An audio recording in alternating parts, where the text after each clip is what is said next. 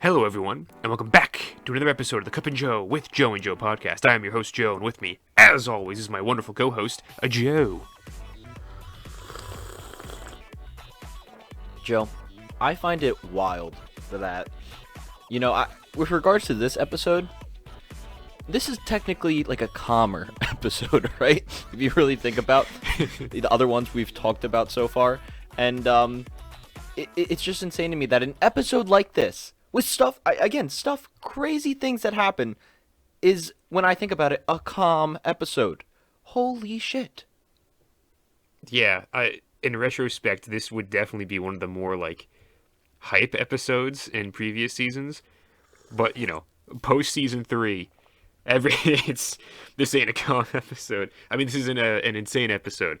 It's definitely a calmer one. But it's also, it kind of reminds me of a throwback, like a return to form in a sense. Because we finally got, for the first time since probably season 3, motherfucking ODM. Paradise Islanders zipping around in ODM gear and just slaying a bunch of Titans. And I was like, part of me, there was a specific scene when you have some of the people zipping around and it didn't quite look like Mappa, but Wit.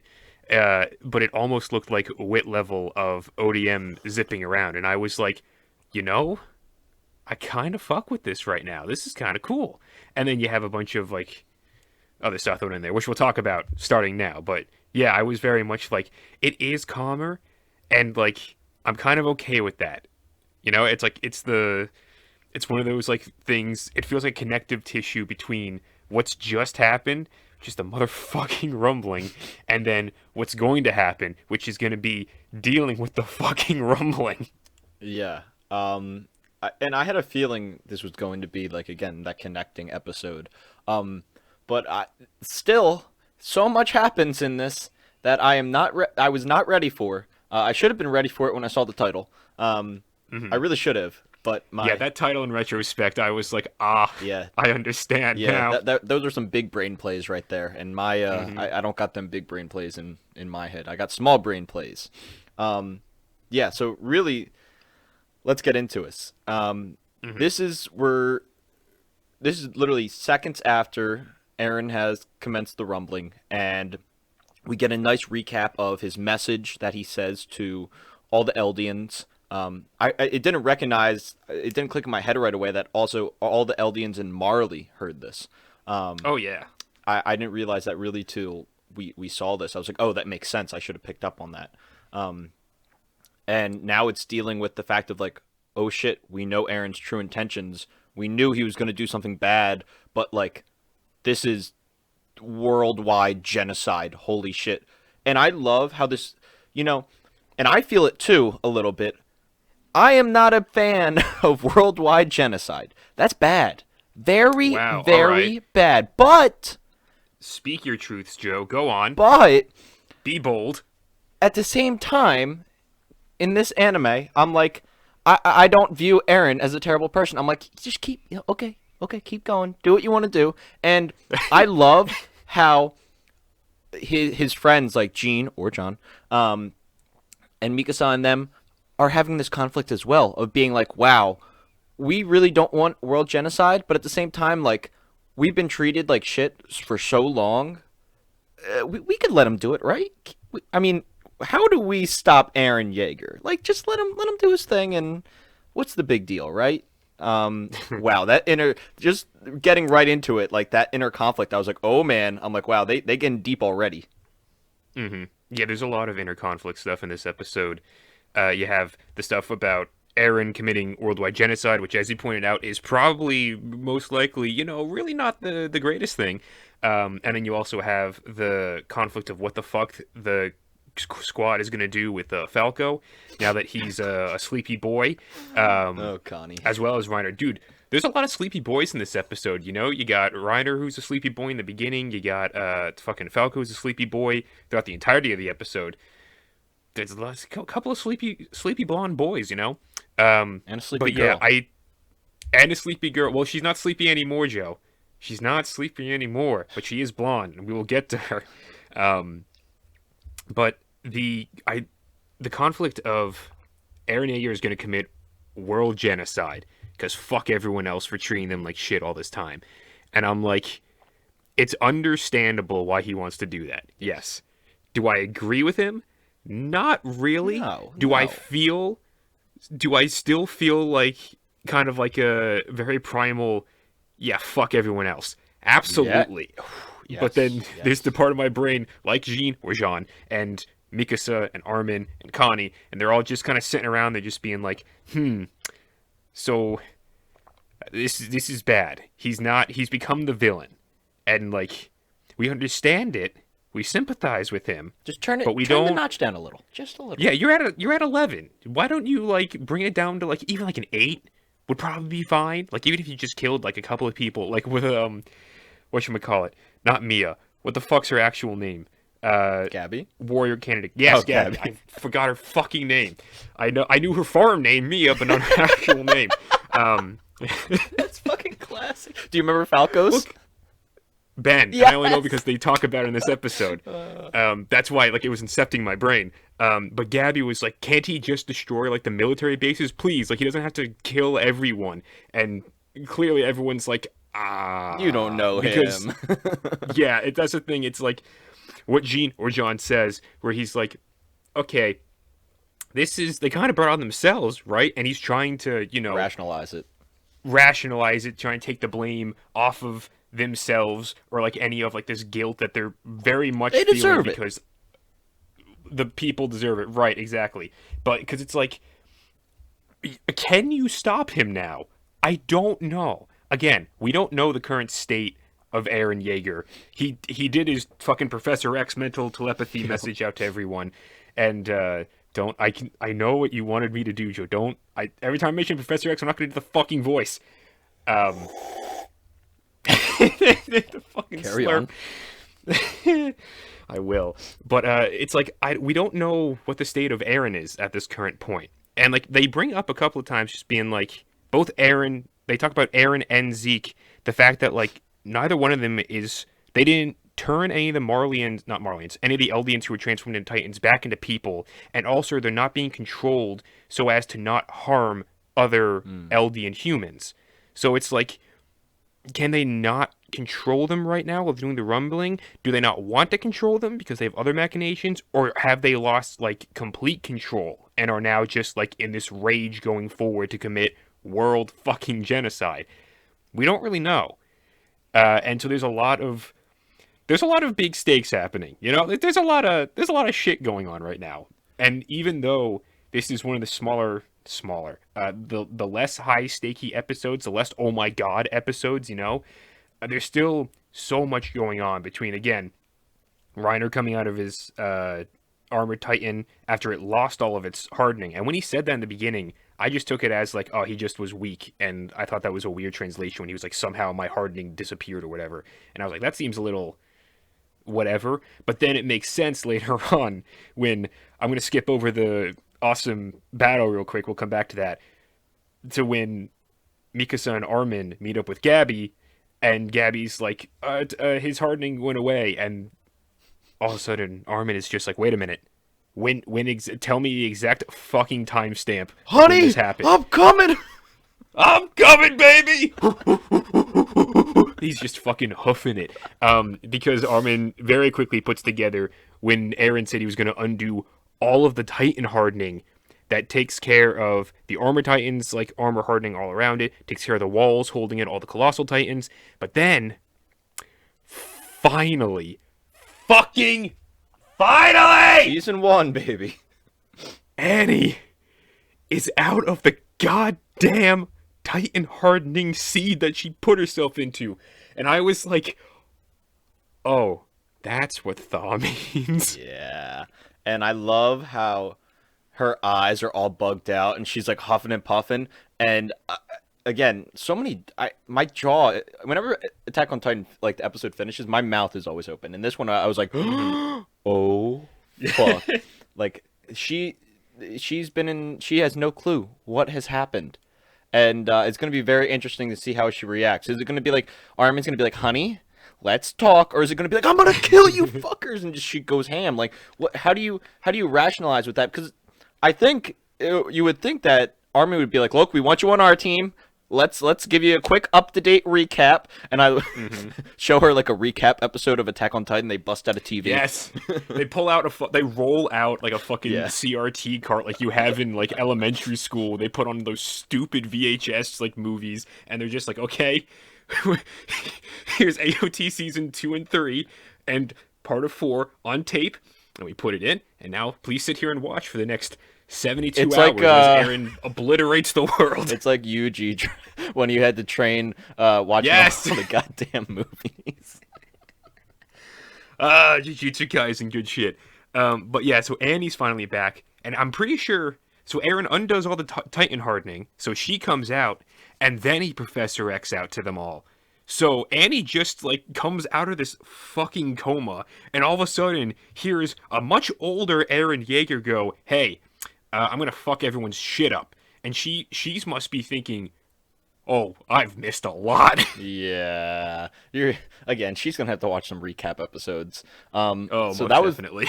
that was the huge reveal at the end, and it's gonna be really interesting to see how she kind of what her role is in this kind of like, what do you do now? Do you just let Aaron do what he has to do? Do you try and reason with him? Do you quote unquote fight him?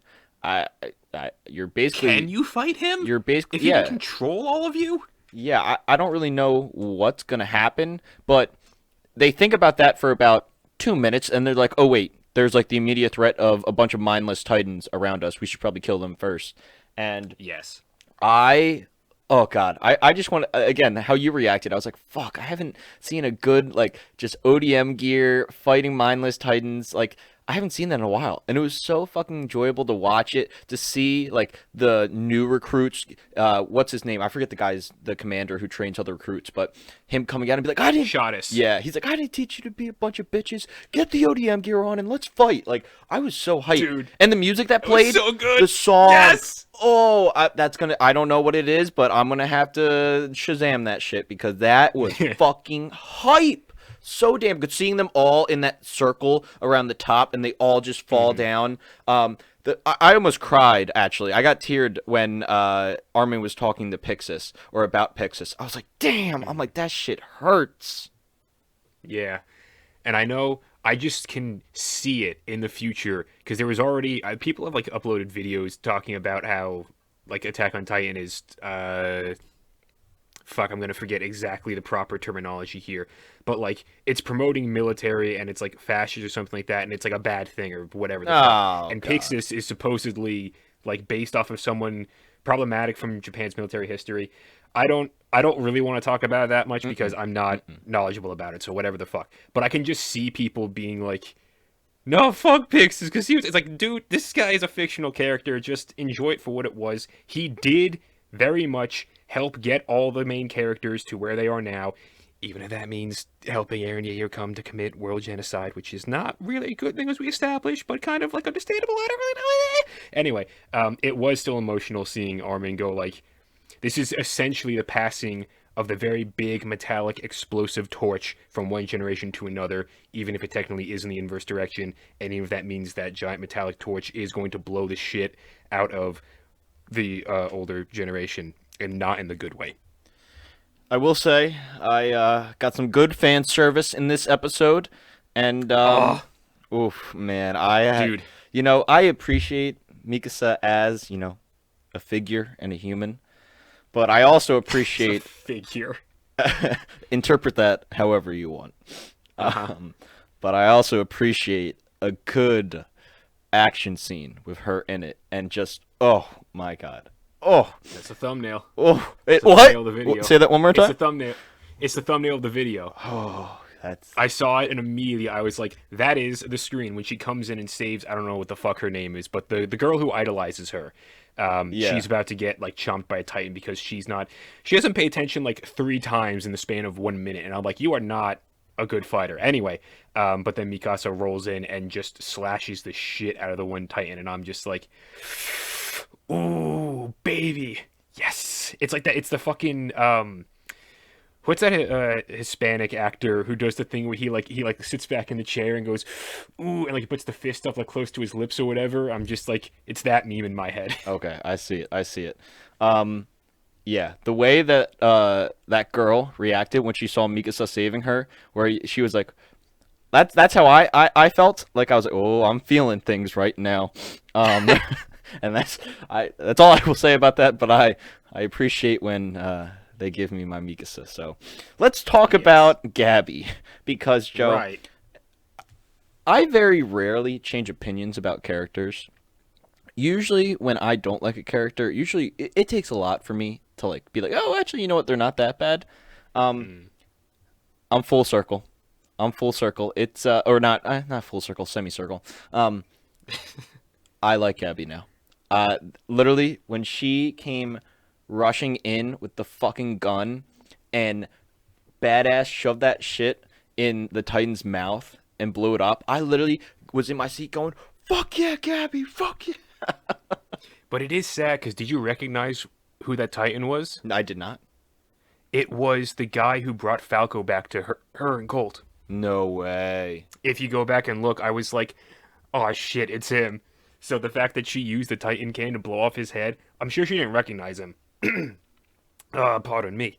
But when I saw that and I thought about it for like the second after, I was like, oh shit. Man, that's sad. And that's like the thing where it's like, it's not exactly the full blown Titan killing willy nilly insanity that it was in season one, where it's like you don't feel anything because now the Titans are people, and these people that they're killing. You have Pixis, you have that commander guy who brought Falco back, and some others in there, but it's just like, oh man, there's that level of sadness now. And then you have that wonderful the exchange between Kaya and Gabby, and how Kaya saves her from the Eldian soldiers being like, hey, you're that little shit, aren't you? And they're like, no, no, no. She's Mia. She's our farmhand. Yes, that's. And they're like, I mean, seems suspicious, but we'll go along with it for right now because I don't really want to shoot a kid. So she's safe there, and they have the wonderful conversation. I say wonderful just because I like the character stuff, and it also hits on something that I fucking love, where Gabby is essentially just being like, I am a devil. Like Kaya's been like, I am a devil. Oh, woe is me, and all that sort of shit. And then Gabby's like, no, I killed people for praise. I am a devil.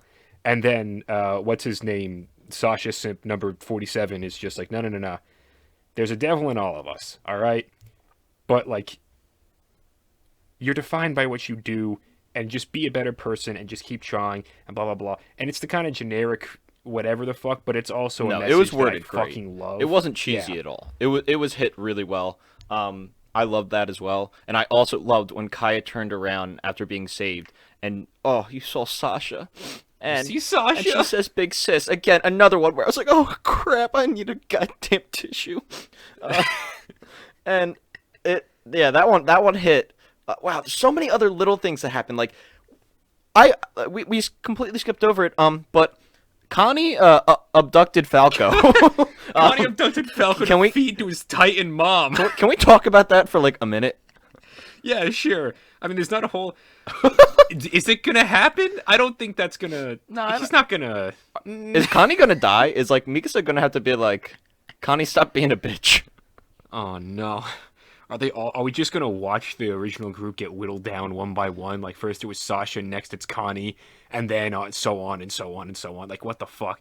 And it's like the more stuff happens, the more it's like we're finally seeing some dangling plot threads like coming to a close, or some mysteries being answered. Like Annie is now out of her Titan hardening, and like Falco is the fucking Jaw Titan now. Blah blah blah blah blah. But then we still have things like where are Levi and Hanji, and then where is what's going to happen to Connie and the rest of the stuff? What is Aaron and Zeke like right now? So there's still quite a few things that are like they're still tantalizing mysteries. They're up in the air. You don't Reiner quite know what's going to happen next. Is still alive, and he still is old and wants to die. Yep. That's nothing Yes. new. He just wants something. He's like, just please, Gabby, kill me now. Flock, sadly, is still alive. Yelena's alive. like all the volunteers are still alive, and it's like, okay, we are all just like against each other now. Are we supposed to be on the same team? What's going on? Like, again, so many of the little threads are still just wide open. Yeah, so there's a lot to, I guess, to look forward to in like the final, I believe, 6 episodes. We were just talking about this. I'm pretty sure it's 12 for the part 2, and this was the 6th episode. So halfway through the end, brother, and I am very much enjoying myself. Yeah, I'm pumped. I'm pumped. I mean, how can you? Isn't it crazy that you can bring something up in season one and like Annie, and you would think. I remember when that happened, thinking, oh, season two, she's gonna come back or something. No, no, no, no. She comes back at the very, very end, and it's like, how does this come into play? There's so many wild cards that we don't know how it's gonna come into play. We get all these big reveals, but at the same time, just because you reveal something doesn't mean the full question is answered. Like obviously, Aaron does the rumbling and he is able to use the Founding Titan power, but what's going on in there? What happened to Zeke? What's up with Ymir? Like what is all going on in there? Like you could have 20 more episodes just explaining that. Um, I don't know. I am just this is Aaron's world and we're just living in it. That's all I gotta say. Yes. Very, very well said. And on that note, I think it's a wonderful place to leave off. Next episode, it'll be airing next week. I looked at the preview a little bit. It's got Annie in it. It's about all I know. That's all I want to know. So that'll be cool. We might not even see. I wouldn't be surprised if we don't even fucking see Aaron like actually doing anything next episode either. So we'll see where that leads us. I'm looking forward to it. I know you are. I hope all of you listening out there are as well. With all that being said, everyone, thank you for listening. We'll love you. We'll leave you. And goodbye.